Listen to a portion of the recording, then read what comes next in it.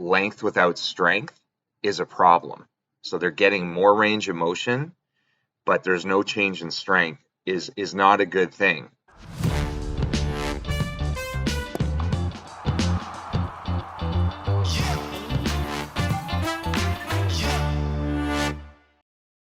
Hey, this is More Than Velocity. I'm Bart Pear here with Ryan Croton and Jordan Oseguera, and today we're talking about velocity programs. How do you know if you're ready for a program?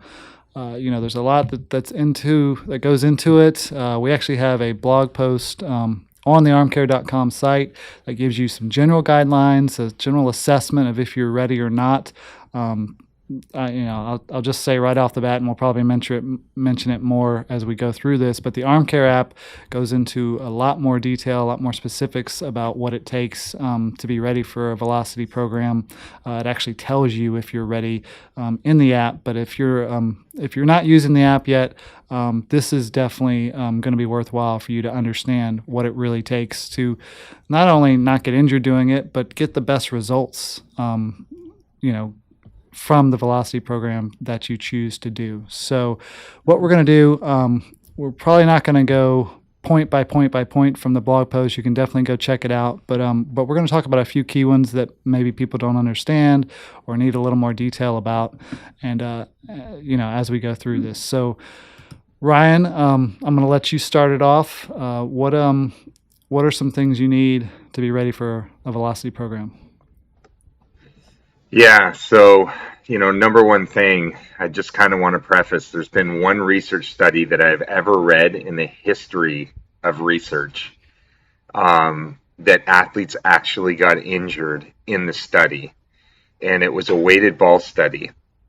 And in the findings, they had two athletes that required surgery, and elbow surgery. And the issue, I believe, was that the athletes were not physically mature enough. So they were, adolescents, younger than 17 years old. And, during this time period, I think age is a big factor for when you want them to participate. Some people, they use plyo balls that are thrown at slower velocities, but these running guns, they have to be careful about. And we have to know that our athletes are going through a peak height velocity stage. That means the rate of growth is super high, the highest at any point of our lifetime between the ages of 12 and 15 for most kids. And, the bones are growing faster than the ligaments and the tendons. And so if you think of a bridge and the two pieces of land are sliding apart, you're putting a lot of stress and strain on those tissues. And then you're adding these high velocity movements that's beyond what you're doing on a mound. And it could be a recipe for disaster if we don't account for physical maturity. That raises a good point. So what you're saying is maybe someone looked at that research and decided weighted balls were bad, and you're saying that's not the conclusion there. It's that you have to be prepared, you have to be ready, you have to understand physiologically if you can handle a weighted ball program, and especially an aggressive one. Obviously, there's different levels of weighted ball and plyo ball work. Correct. Yep, that's exactly right. Cool. Jordan, what's your initial take on what it takes to be ready for a velocity program? So, just like with anything, there's a time and a place. Nothing is right for everyone at this exact moment, but there will be a time where it's the time to cross that bridge, to use the bridge analogy. Even to preface this, he was 9 years old. I talked to his dad probably about 2 months ago. And over the course of the last 3 months, he spent well over $5,000 on a personal trainer to teach his kid Olympic lifting and to do all these things. His kid's 9, and the only thing that's happened is his kid has a bad back. His back hurts all of a sudden, and his shoulder hurts, and he's actually throwing slower. So for that kid, Olympic lifting is not the right bridge to cross at this point in time. Maybe some 9-year-olds are ready, but it's just like anything. There's still a lot of skeletal maturity going on, not the time and place. And it's the same with weighted balls. It's not the time and place for everyone. not every program has a, kind of a built-in, ramping up phase. Some of them are just right out of the gates. We're going to start making, a large amount of throws at a high velocity. And, this is kind of also my viewpoint, but I'm also going to preface this right now with a question to Ryan as well.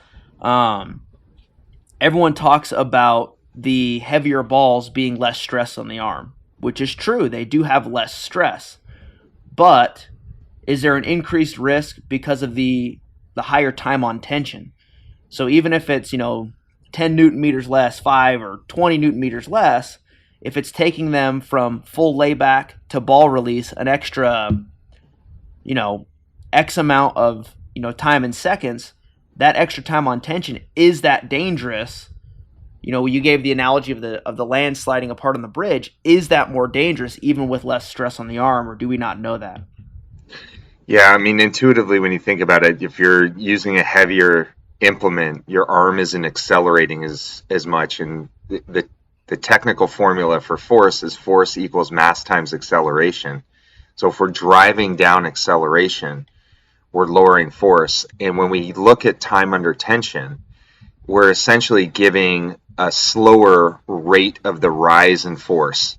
So from a stress standpoint, we can consider that less. You don't have the same rate of force development in terms of the force over the time applied. But I think the real issue with the weighted ball work, and this is kind of coming around a little bit more full circle about what we offer, is that it expands range of motion, but it doesn't improve arm strength from what I've seen. There's been one study to show that there's an actual no change in strength of the arm, of the rotator cuff, but it happened with an increase in length. So you got to think, we talk about, length without strength is a problem. So they're getting more range of motion, but there's no change in strength is not a good thing. And it gets even worse if your programming is a problem using these things and strength drives downward. It's actually fatiguing. And so, on these weighted ball programs right now, there's really no knowledge if they're not testing strength routinely. When we were in professional baseball, we saw a lot of injuries happening when the athlete, not usually during the training, but in the season. We had a bunch of surgical cases from the athletes that participated in our enhancement programs, and we got smarter. Jordan, myself, and our rehabilitation coordinator came together and said, we have to test these guys routinely in the week to understand where we need to adjust our throwing programs for them, because if, again, the length is occurring without strength, they're going to be at greater risk of injury. So that's a good point of what some weighted ball programs are doing and what they're missing out. And it all comes back to point 6 in this assessment, is that you have a baseline of strength to start with. You can't go and be weak and imbalanced and say, all right, I'm going to do a velocity program and it's going to solve all my problems, because most likely it's going to create more problems for you, and your velocity is probably not going to go up very much either, as you've taken on all this additional risk. So you need a baseline of strength already established. We say you need to be throwing consistently for at least 6 weeks as part of that. Also says you're not in season. Is that common for people to be taking, doing velocity programs and and I know kids play, 10 months out of the year these days, but what's your take on that? Doing a velocity program in season, is that a big issue? Go for it, Jordan. So, yeah, I mean, tell me if you disagree, or if you've ever seen research that disagrees with the statement I'm about to make, but throwing is a breaking down process. It's not a building up process. So what I'm saying on that is throwing, in a sense, will build endurance, but it's going to cost you some strength, because very few people, if they're not monitoring and regulating what they're doing, if all they did was throw and do their general regular start of the run-of-the-mill season, they're going to lose arm strength throughout the course of a season. Would you agree, or do you have anything that could disagree with me on that? No. I think there's been overwhelming research to show that strength declines with workload accumulation. So I agree with you. So I preface that, I'm not as bright as Ryan. I pretend to be. But the big thing it is that I'm going with on that is if you're doubling down on a breaking down process in season, you're setting yourself up for failure. I've seen it firsthand at the college level. I've seen it firsthand at the pro level. I've seen it firsthand at the high school level.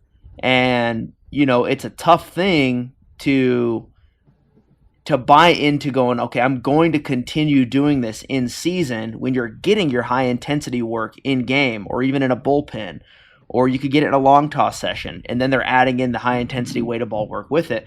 So you don't want to double down on a breakdown process because it's going to take you so much extra work just to be able to break even on that and get the gas tank back to even 3/4. So long story short, in season, really rough, very hard to do. For every one guy that's going to be able to handle that workload, you're going to find 50 plus that can't. Mhm. So how do you maintain your strength in season? You want to hop on that one, Ryan? I know you're more of Yeah. a strength background. Yeah. So, maintaining strength is a process of, we call it periodization. It's a big word in terms of a strength and conditioning plan. So there has to be instances in the training where you have very high volume, high intensity work, which is fatiguing. And then you have also lower volume, lower intensity work, and they kind of work like a wave pattern. If you're trying to push the boundaries all the time and do a lot of fatiguing work, it's going to impact your throwing. And when you do your strength training, this is a huge common issue that I see, my experience in professional baseball all the way down to the youth level, is that there's a preoccupation on endurance and there's less of an emphasis on strength and power for the throwing arm, for the rotator cuff, even for the scapular stabilizers. And you have to have some training sessions where you're holding higher intensity contractions. You're doing isometrics, which is recruiting muscles at a really high level, but there's not a lot of change in movement. So I might do an internal rotation, and for those of you who are watching, you'll be able to understand what's going on. But I might rotate my arm forward, and I got band resistance behind me, and I'm just holding that, and it's heavier band resistance.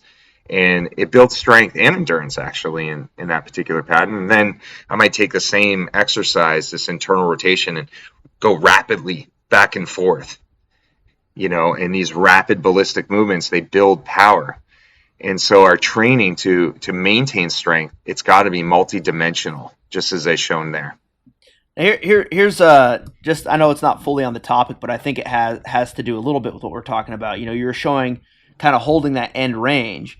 Now we're building an isometric strength in there as well, which is extremely safe to do. And you can add a little bit of resistance to it.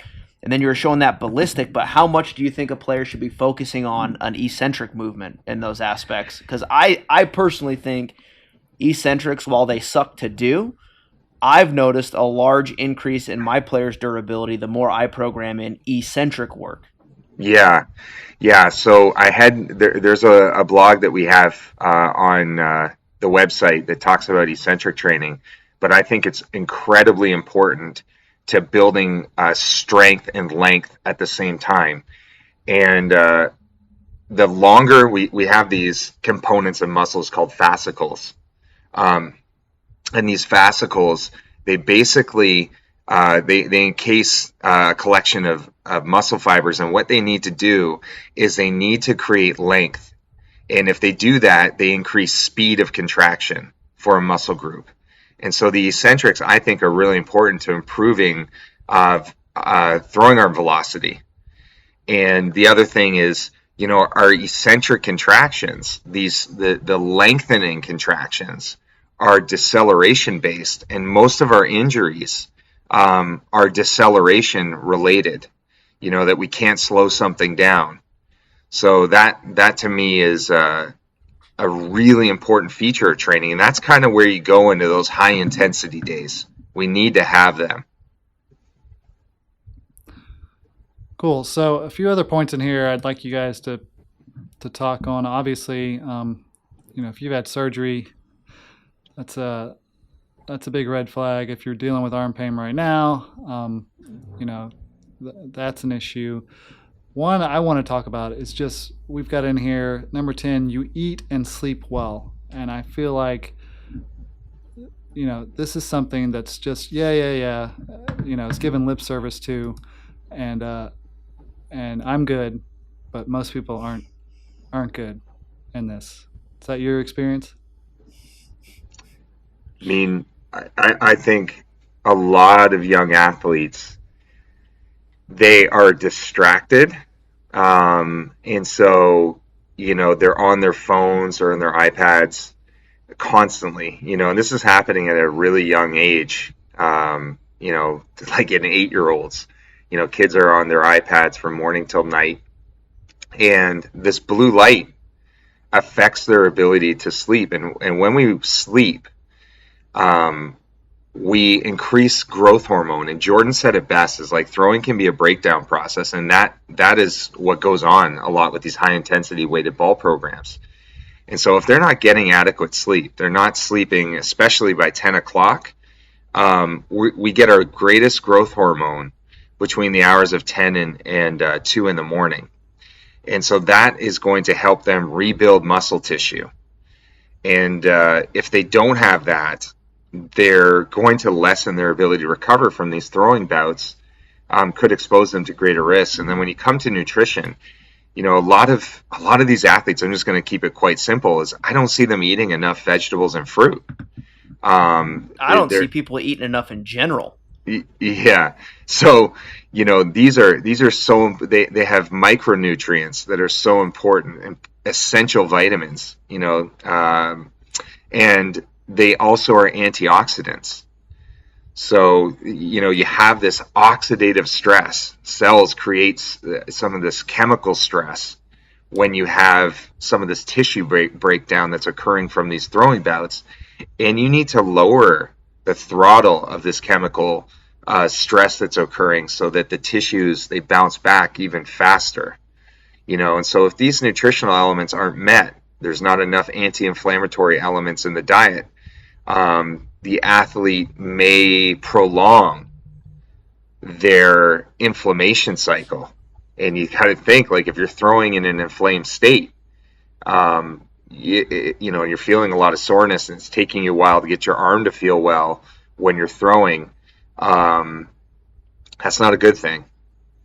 Yeah, just to give a little context on that, I know this isn't necessarily pertaining to weighted balls in general, but one of my minor leaguers that I work with, I check his check-in on my coach's portal. He's a guy that I keep in good contact with. He had pitched the night before, and all of a sudden, I check his arm pain. He says he's at a 3 out of 10, and backside shoulder is fired up like crazy. So I shoot him a text. I say, hey, man, just want to check in. How's everything going? He goes, I'm just not recovering. Like, I'm beat up, So then I start digging. I start talking to him a little bit more. So you usually don't recover this poorly, So we dig a little deeper. Turns out they've had, 2 big, long away stands in a row.